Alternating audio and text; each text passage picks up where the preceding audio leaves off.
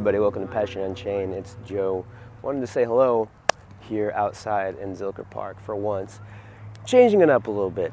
I skipped last week. I wanted to make it up to you to have a more gorgeous background while I give you this week's updates. A lot of updates and lessons when it comes to building a life that you love, and especially building it around something that you like doing. You guys have known, if you've watched this channel for a while, that I think it's really important to do something you enjoy for a living. And for me, I've been pursuing a career in photography, my own business, working with clients, and like I said recently in the other vlog, I've recently partnered with a company that does dating profile photo shoots. Pretty awesome people. I'm really excited and happy to work with them. I've done a couple of shoots with them already, been editing their shoots for a long time, for a while, and I'm really happy. I'm really happy with how it's going. My boss is really cool. He's generous, and I've been enjoying working with them. And I feel like we're more in a rhythm right now, because like the first time you start a new opportunity, you feel like you have to really impress them, and they feel like they have to really make you happy. And I still want to do good work. I still want to be of value to them and show them that I can do good work. I don't want to completely go off the ball, but I feel like it's more in a rhythm now. I'm less nervous because as a new thing, I'm like, are they really happy with me? Are they really going to keep me on? And then I'm sure they're thinking like, are we making this guy feel free? Are we making him feel stifled? Are we being good bosses? And so there's nervousness on both ends. Like they're thinking, is he gonna want to stay with us, or is he just gonna go do his own thing? Like take value from us. We're investing a lot of energy and effort into him, and then I'm like, do they want to keep me on? Or are they just gonna fire me instantly or whatever? It's not very rational, but these are worries that we have. Kind of like when you start dating somebody, you're like, are they just gonna cheat on me? I don't know what they're like yet. So I feel like we're easing into the next stage of our business relationship where I'm more comfortable with them, they're more comfortable with me, and we can get to work. Like he's not responding all the time to me, which is okay because he's busy, but at first he'd respond like super quick with like really encouraging answers, kind of like when you first meet somebody, when you first meet a friend, you first start to date somebody, you want to respond super quick because you know that like you want them to feel appreciated and appreciated, and then over time you kind of build that trust. You kind of be like, okay, well, my friend, Rex has been on this channel, my friend Rex, it's like, okay, he knows I like him. I don't have to respond immediately all the time. If I'm a little busy, I can respond when I'm free. But when I want to build a friendship, it's like, well, let me respond instantly with like a really encouraging text. And it's not that I don't like him anymore. It's not like I like him less. It's like there's this, it's a progression of relationships where you build trust. And so that's something I'm working through, because having money is something new for me. For most of my life, this is the main thing I've been working through right now, is for most of my life, I've been used to uncertainty and chaos. And I've been used to having, not being sure if I'm going to pay the rent, not being sure if my parents are in a good financial place when I was a kid. It's like when I was a kid, there was a really horrible divorce, and my dad had an amazing job. And his job, he earned, I believe, $300,000 a year. He was a marketing executive at a candy company, and he made some mistakes and got fired from that company.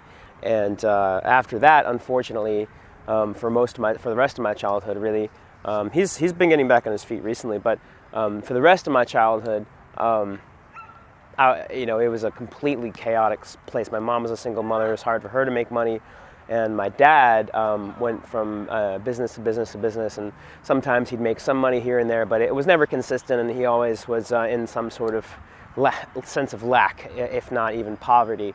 And it was very difficult for me as a kid, because I was going between houses, and it was instability of which house I would stay at. They would always move, and then each of them didn't. It was hard for them to have their financial situations in place, and they didn't. And so for me, I'm used to chaos. I'm used to not being sure. Hey, doggo. It's a little dog. I'm used to not being sure of whether I'm going to pay rent, whether I'm going to pay food. And so for me, there's a lot of inherent anxiety in the fact that this company wants to work with me and give me consistent work.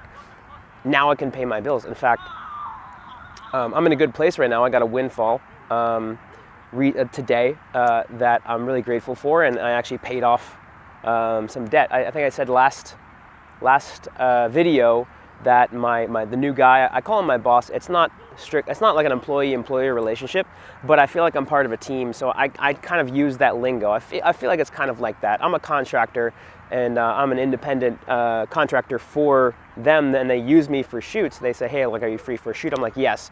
So I'm not technically an employee, but I feel like I'm part of a team. So I call him my boss. It feels right, even though he's not technically my boss. But he has been, last month, right before he brought me on as a photographer, when he brought me on as an editor, he gave me a loan of $500 to use for rent, which I'm very grateful for.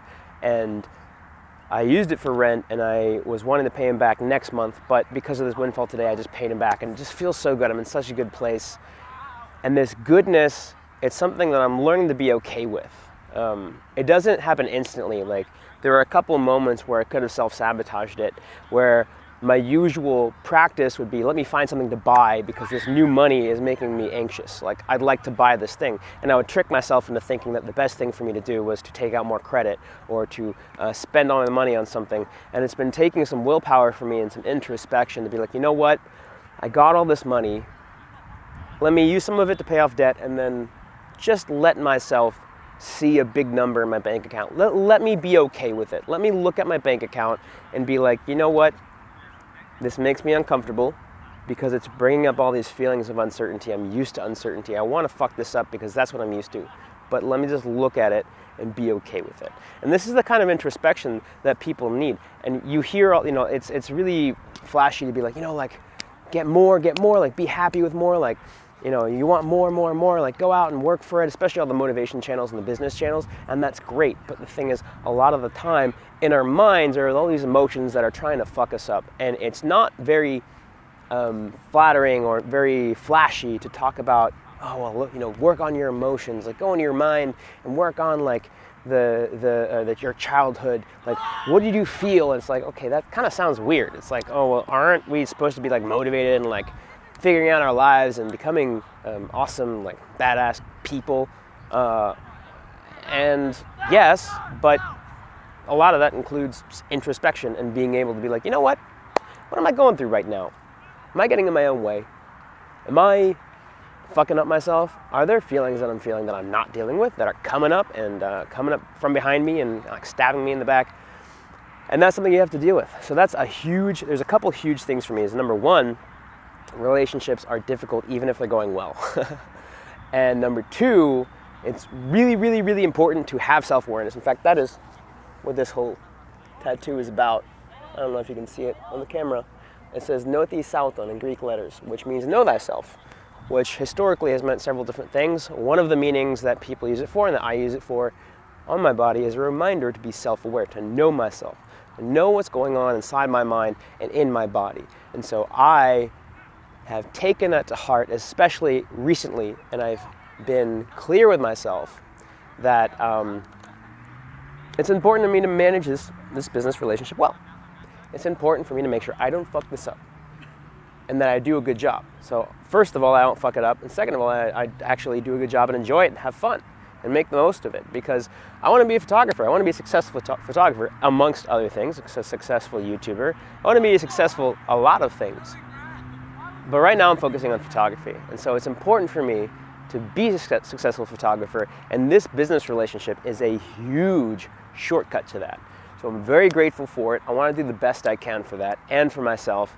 And from a place of stoicism, of course I want this to work out. I can't control how other people view me and how other people act towards me. And and a relationship takes two sides. So I am not in control of the relationship. And so if for some reason this doesn't work out, I need to be okay with that, and I need to be okay in myself. And it would suck because I would be back in a situation of more uncertainty. But I need to, like, with anyone you're dating, with any relationship of any sort, with friendships, you have to be okay without them before you can fully enjoy and appreciate the things that you get with them. Otherwise, you're dependent on them, and that's no good. So I'm also working right now to be like, this is extremely amazing for me, and I'm going to put all my effort and energy into this relationship because it's giving me dividends like crazy. I'm helping them, of course. I mean, otherwise they wouldn't be paying me what they pay me, and then it wouldn't have brought me on. He's told me a few times that he's very grateful for certain things I do. Like, I edit a lot faster than they were editing before because their editor was a part-time editor, and I'm essentially a full-time editor because I don't have too many other clients. I don't have any other regular clients. So they are my primary focus, and they're my primary focus for at least a year because that was what we discussed. And potentially more, because I don't see why I would have to stop if everything's going well. But they're very grateful for what I'm doing, but I want to keep giving them value and being of value for them. But I also, if for whatever reason, I don't know why, I can't anticipate the future. Maybe for some reason they decide that I'm not worth their time, I'm not worth their energy, I'm not worth their effort. I hope that doesn't happen. I don't think it will happen, but if it does, I need to be okay with that.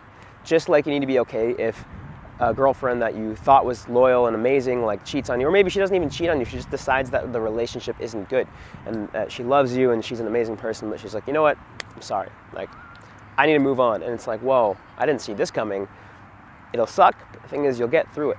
And you can't be dependent on other people, because once you're dependent on other people, then they're not free, you're not free, and the relationship's now an obligation. So a lot of emotions going on, a lot of good stuff, but it's also like my mind and body and psyche are not equipped to handle things going well. So I'm working on myself as this is happening so that I can appreciate how things are going well. I can make sure I'm not getting in the way of myself.